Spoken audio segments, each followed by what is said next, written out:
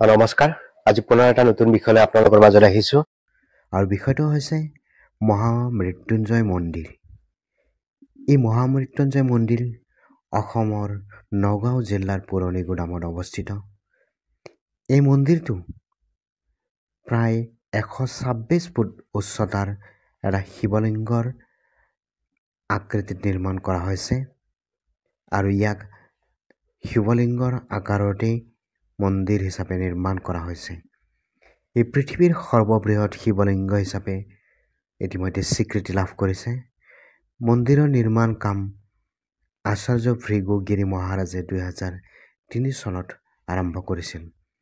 তেওঁৰ মতে এই স্থানত দৈত্যগুৰু শুক্লাচাৰ্যই প্ৰাচীন কালত মহামৃত্যুঞ্জয় মন্ত্ৰৰ সাধনা কৰিছিল।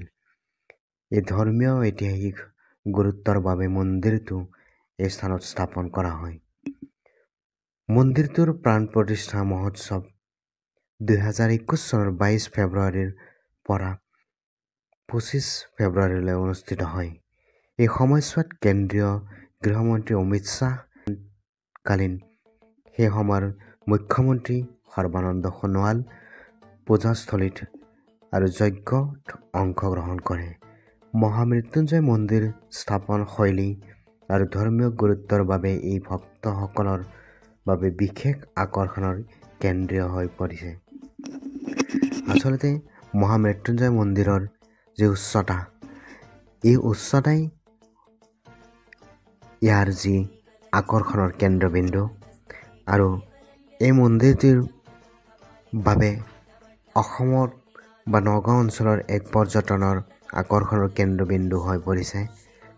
দেশী বিদেশী পৰ্যটকে এই মন্দিৰত পূজা অৰ্চনা আগবঢ়ায়, লগতে শেষত এটা চেলফি লৈ যাবলৈও তেওঁলোকে নাপাহৰে। কাৰণ কিয়নো মন্দিৰটো ইমানেই আকৰ্ষণীয় যে প্ৰায় 126 ফুট উচ্চতাৰ যি শিৱলিংগ আচলতে পৃথিৱীত ক'তোৱে পোৱা নাযায়। এই নগাঁৱৰ পুৰণি গুদাম অঞ্চলতেহে এই যি শিৱলিংগটো দেখিবলৈ পোৱা যায়। আৰু যিসকলে ইয়াত এবাৰ যায়, দুবাৰ দ্বিতীয়বাৰ নিশ্চয় ইয়াত পৰিভ্ৰমণ কৰে। ইয়াৰ স্থানীয় লোকসকলেও ইয়াক বিশ্বাস কৰে যে যিসকল ভক্তই এই মহামৃত্যুঞ্জয় শিৱলিংগটো এবাৰ পৰিদৰ্শন কৰে আৰু দ্বিতীয়বাৰ হ'লেও তেওঁলোকে এই মন্দিৰটো পৰিদৰ্শন কৰে।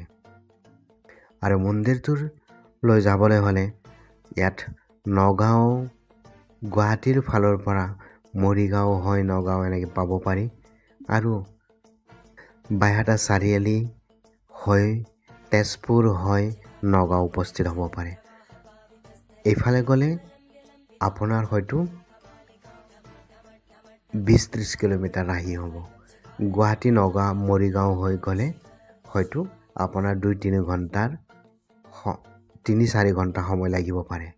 কিন্তু বাইহাটা চাৰিআলি হৈ তেজপুৰ হৈ মহামৃত্যুঞ্জয় উপস্থিত হ'লে 2-3 ঘণ্টা সময় ৰাহি হোৱাৰ সম্ভাৱনা আছে। তো দৰ্শকসকলক আজিলৈ ইমানতে মহামৃত্যুঞ্জয়ৰ মন্দিৰৰ যি সম্পৰ্কে অৱগত কৰিলোঁ। যদিহে কথাখিনি কিবা ইনফৰ্মেটিভ যেন লাগিছে তেতিয়াহ'লে লাইক, কমেণ্ট আৰু এটা ছাবস্ক্ৰাইব কৰি দিবলৈ নাপাহৰিব। ধন্যবাদ।